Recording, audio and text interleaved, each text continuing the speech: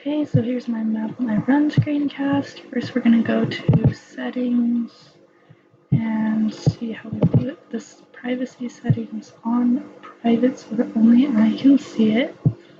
Then we'll go to my routes and courses, where you'll also see the two routes that I created. Noticing here that on privacy, one is private for just me and friends, and then one is for everyone and anyone who wants to see it. So there's that. And then we'll also go here. We'll see the course that I bookmarked. It's also near here in Provo. Nice and easy to run. So there's that one.